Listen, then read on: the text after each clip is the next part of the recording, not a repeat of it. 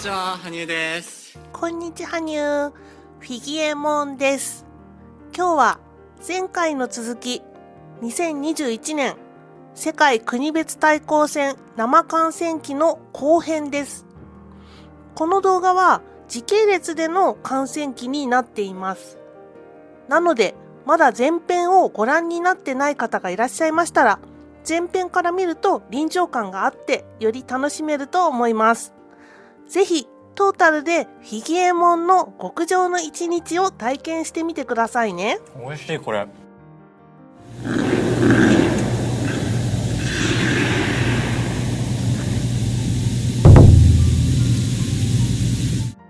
このチャンネルでは羽生結弦選手やフィギュアスケートの話題について発信しています。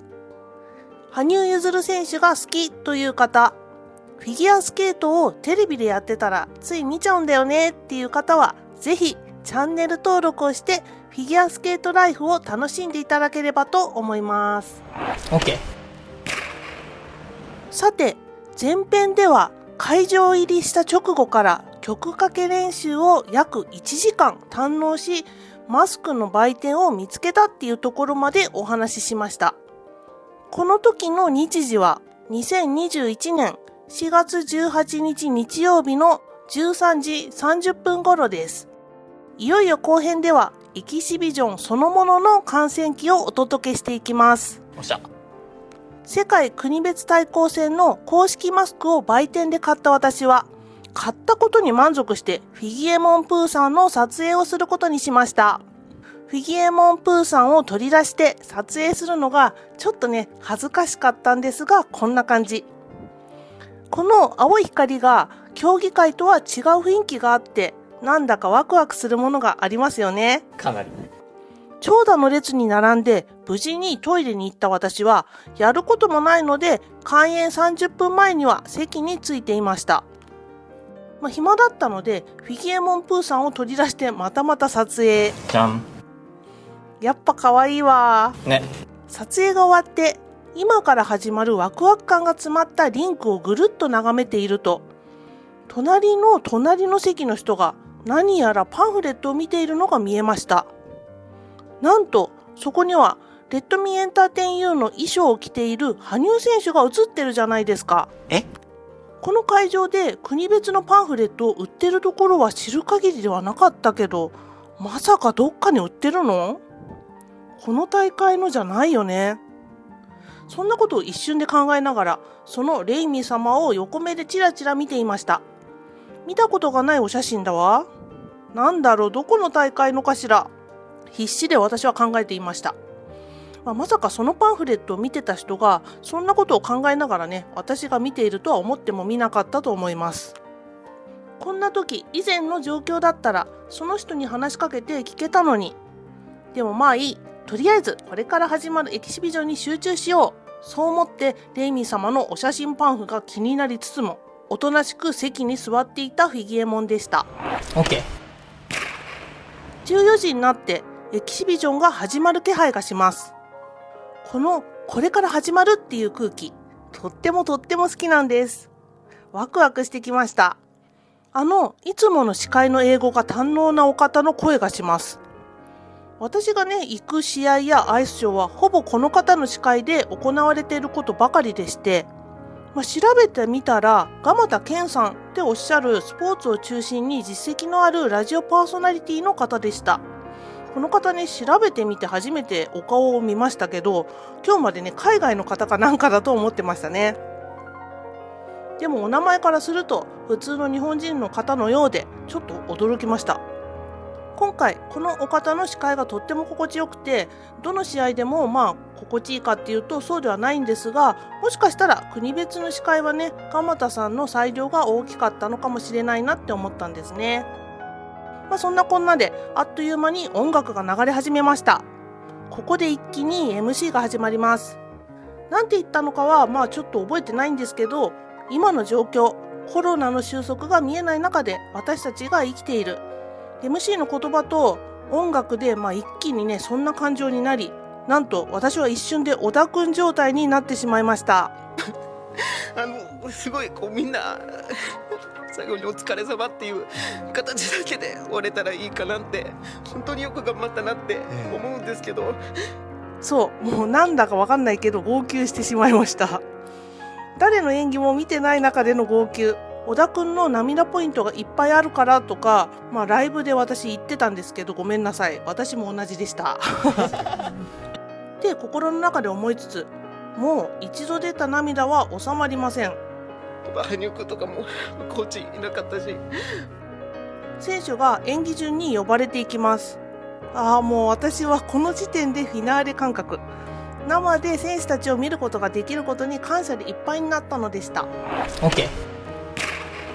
そんなことを考えていると、後ろの席からもすすり泣きの声が聞こえます。私と同じ状態の人が近くにいらっしゃるっていうことが分かり、羽生結弦展の時もそうでしたけど、人が泣いてるところを邪魔してはいけないっていうか、自分がね泣いてるのでね、邪魔も何もないんですが、もう初っ端からぐちゃぐちゃの状態でエキシビジョンが始まったのでした。演技順にどんどん選手たちがリンクに上がっていきます。そしていよいよ本番の羽生結弦選手の登場です。リンクサイドから素早く氷に両指を触れてからの登場です。なんとさっきまで黒い子だった羽生選手はお着替えをして天と地との艶やかな美しい衣装を着ていました。エキシビジョンでは花は咲くをやるはずなのに、なんでこの衣装？そんなことを思いつつ、ありがたくね天と地との衣装を堪能させていただきました。肩から背中にかけてのキラキラと金の刺繍が本当に美しくて、もう見とれてしまいました。薄暗い中で見る天と地との衣装もいいものです。そして何より羽生選手がさっきの曲かけの練習の時とは違う本番の顔になっていました。力がみなぎるような姿。それを見て私は最初から泣いていたおかげで、またね感動して涙していたんでした。 OK。 さて、ここでリアルな演技順を知った私。やっぱり羽生選手はちょっと早めの出番なんだな。そんなことを思いました。泣きながらね。順番はこんな感じ。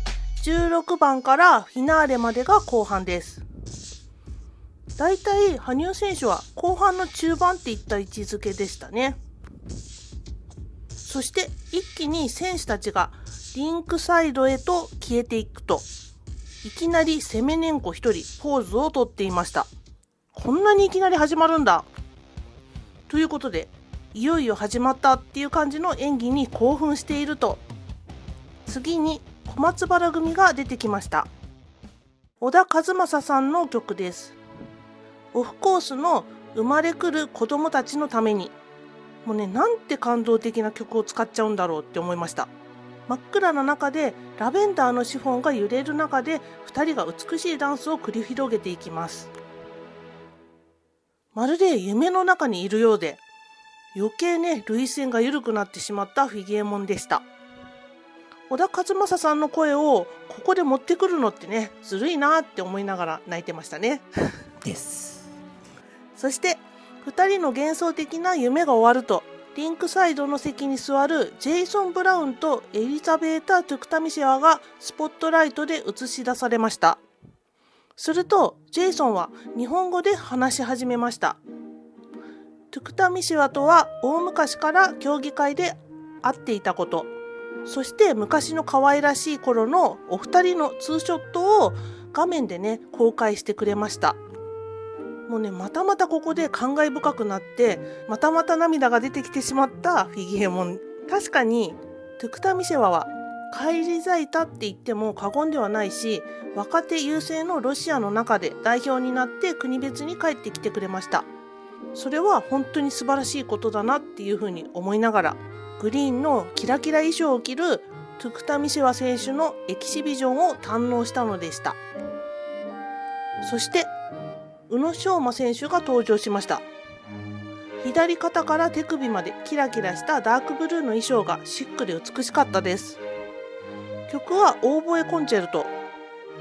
宇野昌磨選手のエキシビジョンナンバーとしては珍しくクラシックの美しさを押し出したプログラムです。こういうのもいいな、そう私は思いながら暗闇の中でスピーディーに動く宇野選手を見ていたのでした。そして前半の終盤に久々に見るガブリエル・デールマンが出てきました。久々のデールマンはやはりね、力強いスケーティングが健在で感慨深いものがありました。そんな中で向かいの観客席を見ると、星空のようにポツンポツンとライトが灯っています。何のライトだろう、そんなことを思いながら、なんとも幻想的だったことったらなかったです。なんでライトがついているのかわからなかった私は、ただただね、帰ってきたデールマンと美しい星空のような観客席とのコラボレーションを夢心地で眺めていました。デールマンの演技が終わり、突然 MC が楽しげに語り出します。チーム日本の演技が始まるみたいです。日本チームの席に全員が着席しているのが見えます。この日本チームの席は定位置があるみたいで、羽生選手の定位置にもちゃんと座っています。日本ジャージを着た日本チームが次々とリンクに入っていきます。総勢7名の選手が一気にリンクに上がったわけですが、羽生選手はちょっとね、目を離してもすぐに分かります。一瞬で動きがね、輝きがね、もう違うのですぐに分かってしまいます。でも日本選手は全員が遠く離れていても誰かは私は分かりましたけどね。そんな中でロシアチームが入ってきて、日本チームが終わりかって思って、ちょっとね短かったなって思ったんでした。そしたら最後またね、日本チームがリンクインして、ここでも羽生選手は一人輝いていて、ずっとね羽生選手だけ見てましたね。元気そうだな、楽しんでるな、そんなことを思っていました。そして最後のポーズ、めちゃくちゃ気合入ってましたね。このチーム演技が終わると前半が終了でした。この間ゴーちゃんのスケートが見れたりと、席にずっと座ってましたが結構楽しめましたね。後半が始まり、私の心を大きく揺さぶる演技が始まりました。それはハワイへ行くベーカー組です。国別が初披露っていうこのプログラムはとにかく笑いました。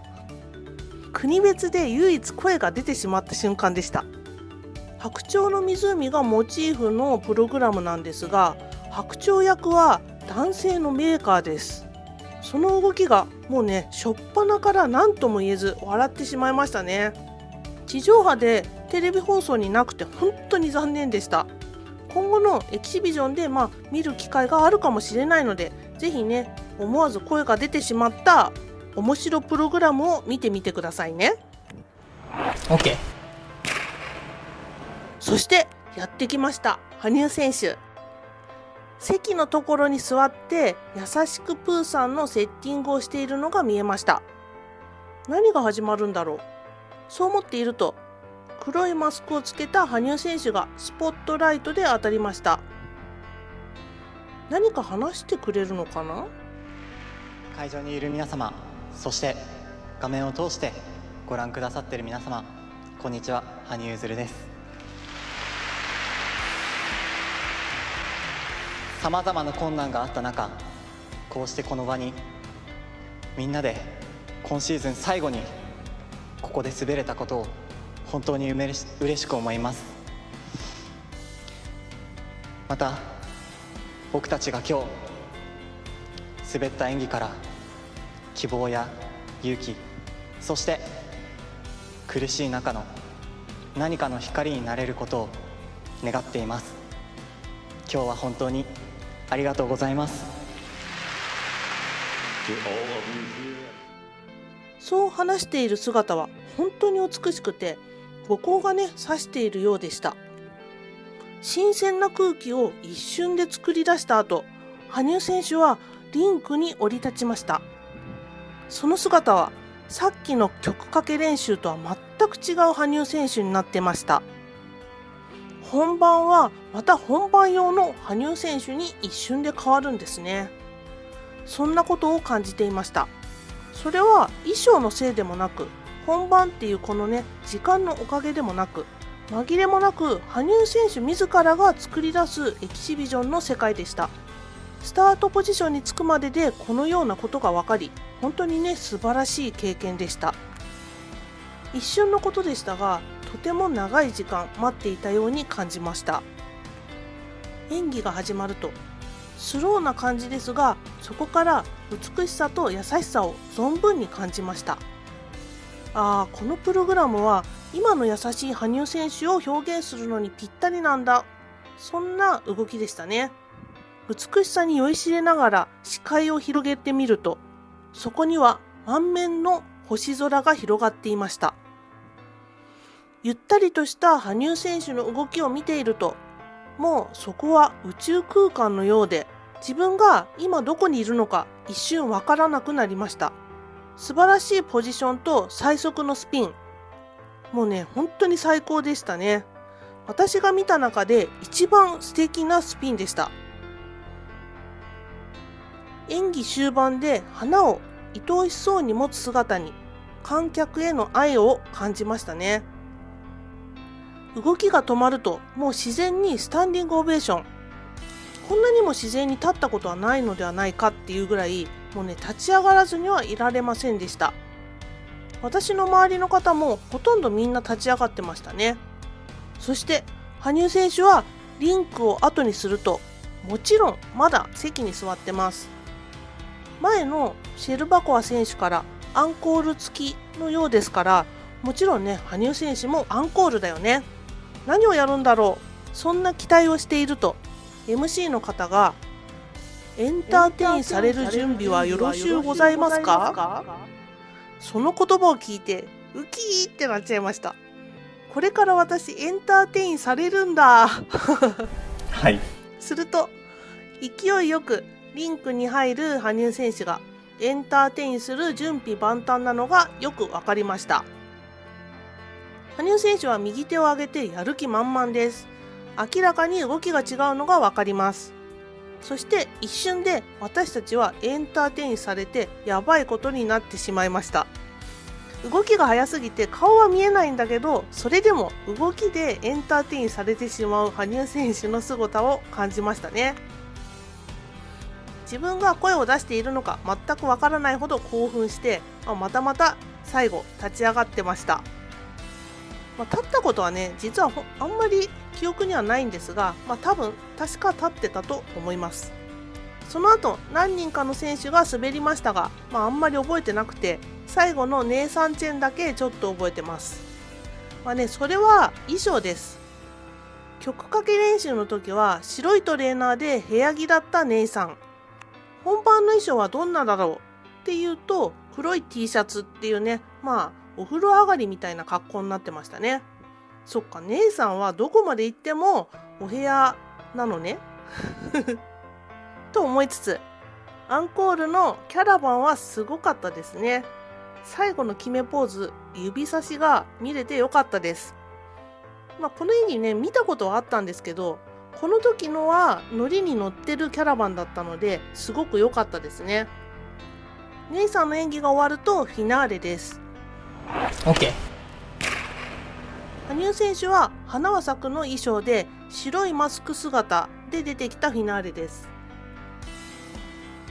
遊んでいるようにリンクを回って、最後終わりのアナウンス後もいろんな選手に写真をせがまれて、再度リンクに出たりして、大忙しだった羽生選手。国別は規制退場だったんですが、私が座っていた A ブロックはかなり後の方に呼ばれたので、終了後ねすぐに席を立つことができませんでした。でもそれが逆にね良かったなっていうぐらい、私の席からは羽生選手がずっと見えましたし、終わってからもね外国人選手にモテモテで楽しそうな羽生選手が見れてよかったですね。演技後のインタビューではこんなことを話してくれました。改めてこのシーズン振り返っていかがでしょうか。本当いろんな意味で苦しかったと思います。ただ僕が今ここに立てて、こうやって言葉を発して、こうやってスケートができることがやっぱり嬉しく思いますし、何よりもやっぱりスケート滑ることこそがなんか僕がここにいる生きている意味なのかなって感じるぐらい本当に幸せでした。一生懸命どんな状況でも頑張っていきたいと思います。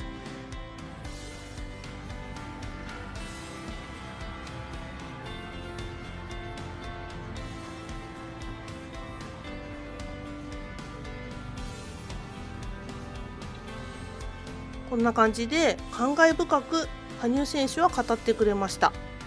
このインタビューは大阪から帰ってきてから見たんですが、このインタビューをね見なくても観客には十分羽生選手の気持ちが伝わっているなと思ったのでした。そんなこんなで会場を後にしようとした時、プログラムを売る声が聞こえたのでした。こんなところでプログラム売ってたんだ。入る時は全く気づかなかったこのプログラム販売。もちろん欲しいので5人ほど並ぶ列に並んですぐに購入することができました。このプログラムは結構薄いんですが1500円、いつもより少しリーズナブルな価格になっていました。確か2017年の国別の公式プログラムは2000円でしたから、ちょっと安くなってますよね。そして記念にフィギエモンプーさんと会場記念撮影です。そう、まだ外は明るくてさっきまでの夢のような空間が嘘のようです。楽しんだ後はそのまま駅に向かいます。最寄り駅の朝潮橋は規制入場をしていて少しの間ね列に並ぶことになりました。その後新大阪駅に向かった私は新幹線で夕食を取ろうと思い立ちました。ここまで何も食べていなかった私はお腹空いてるのかなっていうふうに思いきや全くお腹は空いていませんでした。お店に入るよりも行きみたいに新幹線の中で食べる方が楽しいかも。そう思ってたこ焼きが売ってないか探すことにしました。 OK。 すると新しくなった新大阪はいろいろな種類のお店が立ち並んでいたのでたこ焼き屋さんを見つけてネギだこ焼きをお持ち帰りで注文することにしました。10分かかって手にしたたこ焼き、なんとなくねたこ焼きだけどお腹すくかもと思って一緒に食べるぐらいのものをちょっとね新大阪駅で探し回りました。そこで見つけたのが焼きサバ寿司。関東にはあんまりないからこれにしよう。ちょっとね炭水化物ばっかりかもって思いましたがしょうがない名物が炭水化物なのがいけないんだよと思いつつビールもちゃんと買って新幹線に乗り込みました。早速お目当てのたこ焼きをいただきます。いただきます。関東のたこ焼きよりなんだか柔らかい。一気にペロリといただきます。美味しいこれ。まだ食べられるかも。ということで追加で買った焼きサバ寿司もいただくことにしました。で食べてみたらやばいやばい、ふわふわでめっちゃうま。美味しいわ。皆さん関西来たら絶対食べた方がいいですよ。美味しさに驚きながらなんとね完食してしまいました。ミニ羽生結弦ダイエットがこんなに早く終了するとは思いませんでしたね。大阪のバカバカっていうことでお腹も落ち着いたのでさっき買った国別の公式プログラムをプーさんと一緒にチェックします。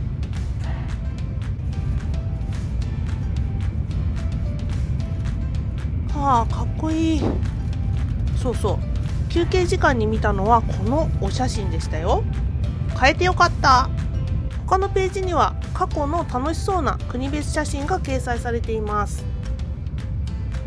こんな楽しい時間を過ごしながら新幹線時間を堪能したフィギエモン。大阪土産をここでねちょっとご紹介しますね。じゃあ大阪土産をご紹介していきます。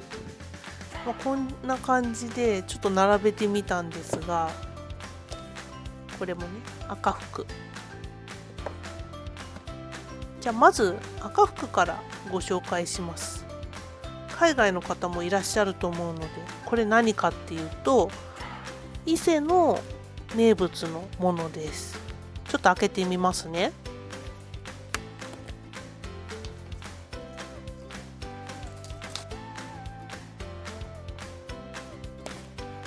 こんな感じで上にヘラがついてて、はい、開けていきます。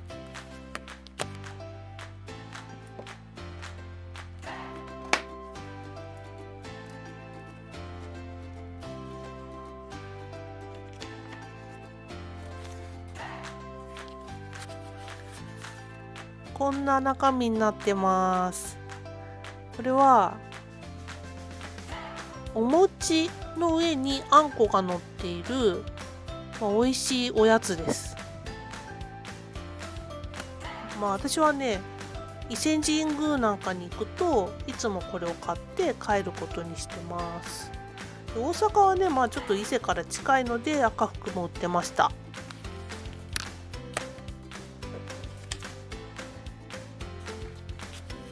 次にご紹介するのがこの辻りのものですね。何点か買ったんですけど、これが京蘭具というものですね。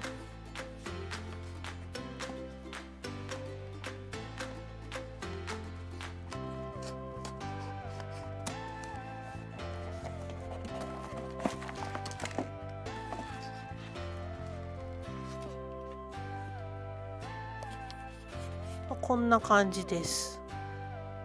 開けてみます。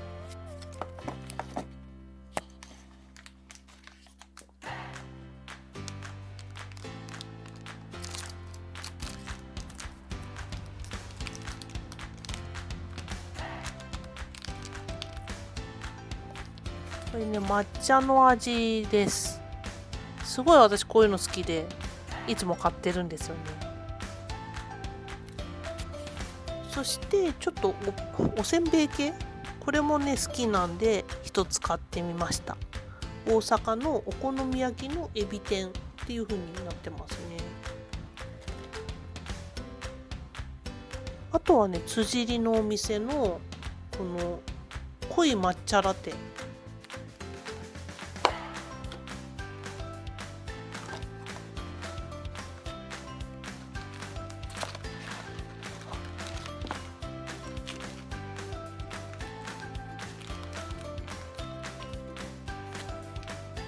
5個入りですね。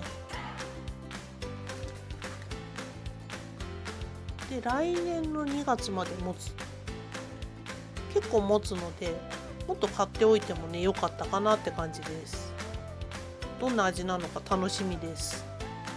あとはこれもね、辻りのお店で買った京茶ラスク、ほうじ茶と抹茶の味です。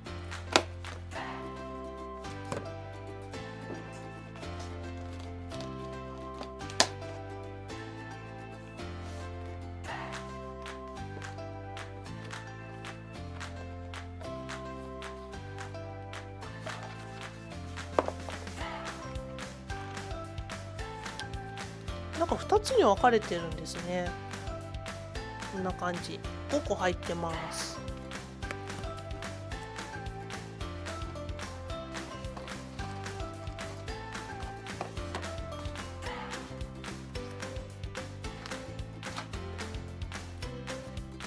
小分けになってるのでお土産に良さそうですね。っていうのが今回の私の大阪土産でした。 OK。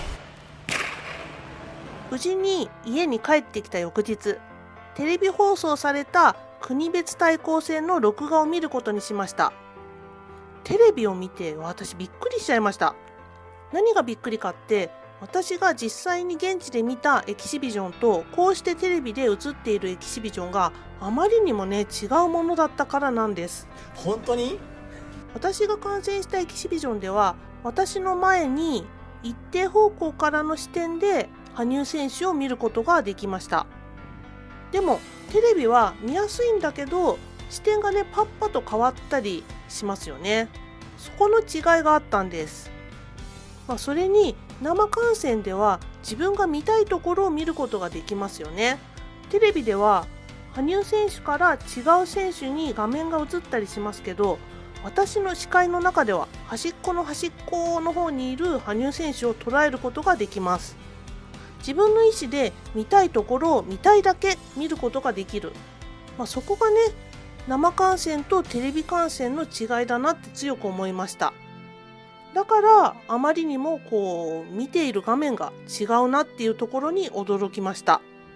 今回は特に出演時間以外にもいろいろね、羽生選手の姿を堪能することができたので、だから特にそんなことを感じたのかもしれません。では今回2021年国別対抗戦エキシビジョン生観戦のフィギエモンの総評です。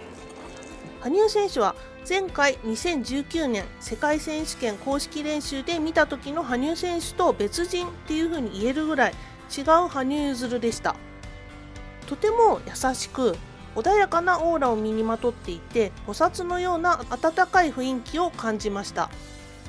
練習はジャンプが中心で、でも見せつけるわけではなく、観客の前で滑る楽しみを全て受け止めているような感じでしたね。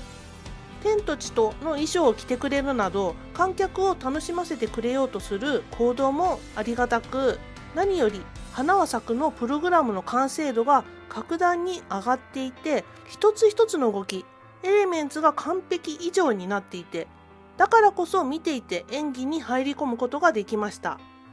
観客によるスマホライトの夜空のような偶然に起こった演出も感動的で、記憶に強く残る演技となりました。最後にエンターテインされて終わるっていうね、もうてんこ盛りの羽生結弦生観戦になりました。いや大変だね。いかがだったでしょうか。一緒に観戦した気分になれましたか？ということで今日はこの辺で。話したい話題がいっぱいあるので、何をね次の動画にするかまだ決めてないんですが、またお楽しみにしていてくださいね。この動画が良かったと思う方はいいねボタンとチャンネル登録をよろしくお願いします。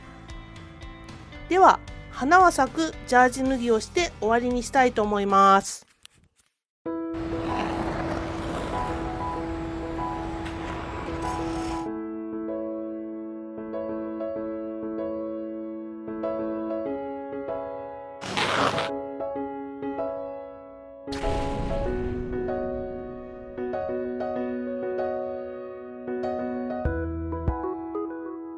フィギエモンでした。